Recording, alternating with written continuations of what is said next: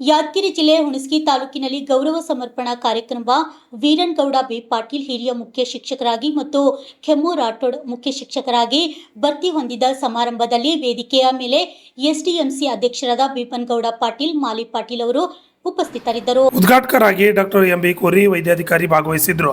ಮುಖ್ಯ ಅತಿಥಿಗಳಾಗಿ ಶಿವರಾಜ್ ಬಿರಾದಾರ್ ಮುಖ್ಯೋಪಾಧ್ಯಾಯರು ಪ್ರೌಢಶಾಲೆ ರಾಜನಕೋಳೂರು ಶಿಕ್ಷಕರ ಸಂಘದ ಅಧ್ಯಕ್ಷರಾದಂಥ ಹಾಜಿ ಮಲ್ಲನ್, ಬಿಜ್ಲಿ ಸದಸ್ಯರಾದ ಚೆನ್ನಯ್ಯ ವಸ್ತ್ರ, ಸುರೇಶ್ ಆದಿಮನಿ, ಕಾಂತೇಶ್ ಹಲ್ಗಿಮನಿ, ಸಿಆರ್ಪಿಗಳಾದಂಥ ರಮೇಶ್ ಹೊನ್ನಳ್ಳಿ, ಬಸವಂತರಾಯ್ ಅಮ್ಲಾಳ್, ಮಾಂತೇಶ್ ರೂಪ್, ಮಾಜಿ ಗ್ರಾಮ ಪಂಚಾಯತಿ ಸದಸ್ಯರಾದಂಥ ರಾಮನಗೌಡ ವಾಟಾರ್, ಶಾಂತಗೌಡ ಪಾಟೀಲ್, ವಾಸುದೇವ್ ಪಾಟೀಲ್, ಚನ್ನಪ್ಪ ಬಡಿಗೇರ್, ಗುತ್ತಿಗೆದಾರರು, ವಿವಿಧ ಸಂಘ ಸಂಸ್ಥೆಗಳ ಅಧ್ಯಕ್ಷರು, ಪದಾಧಿಕಾರಿಗಳು ಹಾಜರಿದ್ದರು.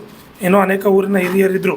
ಈ ಕಾರ್ಯಕ್ರಮದಲ್ಲಿ ನೂತನವಾಗಿ ಆ ಶಾಲೆಗೆ ಮುಖ್ಯೋಪಾಧ್ಯಾಯಿಯಾಗಿ ಬಂದಂಥ ಸಂಗಮ ಹಾವೇರಿಯವರನ್ನು ಸ್ವಾಗತ ಮಾಡಲಾಯಿತು. ಗಣ್ಯರಾದಂಥ ಭೀಮನಗೌಡ ಲಿಂಗದಳ್ಳಿ, ರಾಜುಗೌಡ ಲಿಂಗದಳ್ಳಿ, ಊರಿನ ಅನೇಕ ಗಣ್ಯರು, ಸುತ್ತಮುತ್ತಲಿನ ಗ್ರಾಮದ ಗಣ್ಯರು ಈ ಸಂದರ್ಭದಲ್ಲಿ ಹಾಜರಿದ್ದರು.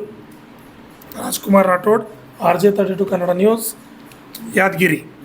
ಮಂಕುತಿಮ್ಮ ಎನ್ನುವ ಮಾತಿನಂತೆ ಈ ಇಬ್ಬರು ಪದೋನ್ನತಿ ಹೊಂದಿರತಕ್ಕಂಥ ಮುಖ್ಯ ಶಿಕ್ಷಕರಿಗೆ ಸಮಸ್ತ ಗ್ರಾಮಸ್ಥರ ಪರವಾಗಿ ಪುರ ಸನ್ಮಾನ